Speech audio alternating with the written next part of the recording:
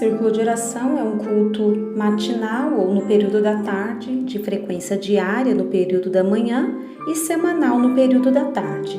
É dirigido por mulheres e direcionado principalmente a elas. Nasceu e ainda se caracteriza assim, para mulheres que não têm atividade profissional fora de casa, daí o horário diurno. Os missionários Daniel Berg e Gunnar Wingre, em 1911, faziam cultos na casa de uma irmã batista chamada Celina de Albuquerque, pois ela estava impossibilitada de frequentar os cultos devido a uma doença incurável na boca. Certa ocasião, Wingre perguntou se ela cria que Deus podia curá-la. Ela disse que sim. Então eles oraram, Deus a curou e ela foi a primeira mulher a receber o batismo do Espírito Santo em solo brasileiro. Em 1946, no bairro Casa Amarela, em Recife, Pernambuco, a irmã Albertina Bezerra Barreto estava com sua filha doente e desenganada pela medicina. Diante disso, ela organizou um círculo de oração em torno da sua filha doente, das 7 da manhã às 19 horas, parando somente quando estavam exaustas. A filha foi curada e iniciou aí o círculo de oração das Assembleias de Deus. Os milagres recebidos nas reuniões passaram a ser divulgados, servindo de alicerce para novos adeptos. Com o tempo, o círculo de oração das mulheres passou a ter um valor importantíssimo e foi disseminado em todas as Assembleias de Deus do Brasil.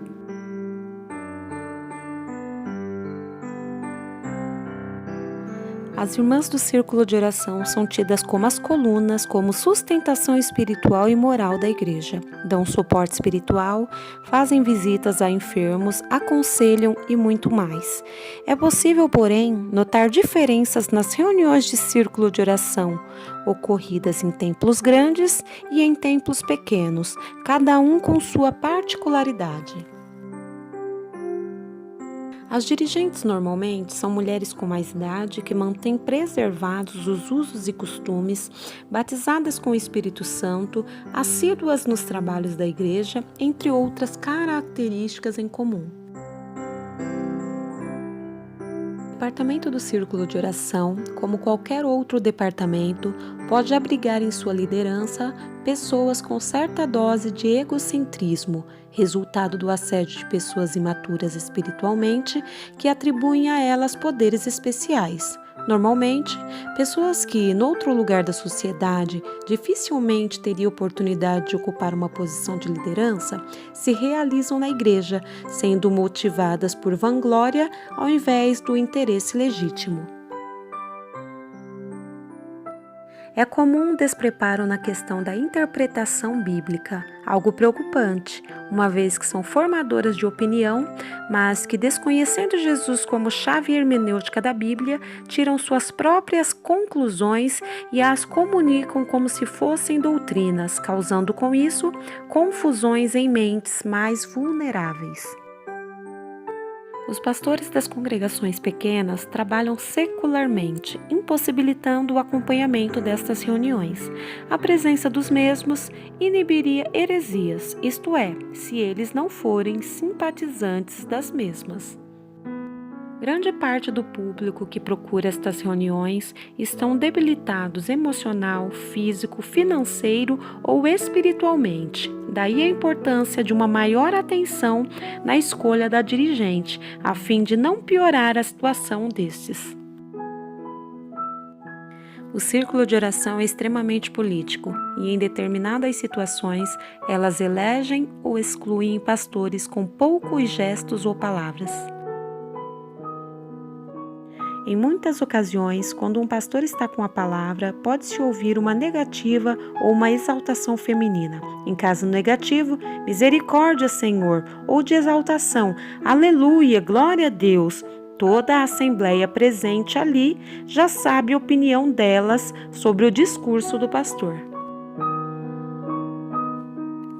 O círculo de oração possui um poder invisível no cotidiano das Assembleias de Deus. Com título ou sem título, com acesso ou não ao púlpito, existem muitas denominadas profetas ou vasos em casas particulares dirigidas por mulheres. Os grupos de oração autônomos são liderados por mulheres não ligadas ao poder oficial. É muito comum no universo pentecostal assembleiano a reunião de oração em casas particulares, onde os vasos, como são chamadas as irmãs de oração, entregam profecias específicas sobre casamentos, empregos e respostas positivas ou negativas sobre doenças. Exercício não muito aceito institucionalmente nos templos e justamente por isso acontece oficiosamente nas casas. Crentes dependentes espirituais sentem grande necessidade de intermediários entre eles e Deus, creem em orações especiais, numa espécie de hierarquia espiritual. O título de profeta é dado a uma irmã que, segundo a crença popular da membresia de uma determinada igreja, tem o dom de profecia. Invariavelmente, sua fama, dependendo dos acertos, se espalha na região e, com o tempo, ela será reconhecida como um vaso muito usado que tem visão, revelação. Se não lhe é dada a palavra oficial no púlpito, sua fala fenomenológica, inclusive e principalmente permeada por glossolalia, dá muito mais crédito comparada à fala do pastor no púlpito. A contaminação do fervor ou da frieza, liderados na grande maioria por mulheres, pode levantar ou derrubar um ministro. Muitos projetos, pastores e movimentos foram inflamados ou derrubados assim.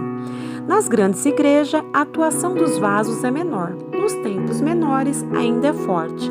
O pastor e demais líderes trabalham secularmente e não estão presentes no dia a dia. A dirigente do círculo de oração é quem, na maioria das vezes, visita os enfermos, cuida dos necessitados e conhece os problemas da congregação. É mais presente na vida da igreja que qualquer pastor. É incomensurável a importância do fenômeno da vidência, da profecia, da consulta a Deus, que existe na religiosidade popular e que exerce um grande fascínio não apenas nas classes populares, mas também nas camadas médias da população. Mesmo com todos os percalços, o círculo de oração beneficia diretamente a manutenção e o crescimento da igreja. O que pode ser melhorado é uma maior criticidade na escolha da dirigente, tendo em vista o poder de influência positiva e negativa das mesmas. Por outro lado, os membros comuns devem constantemente buscar crescer na graça e no conhecimento de Deus, para não ficar refém ou dependente de intermediações de terceiros.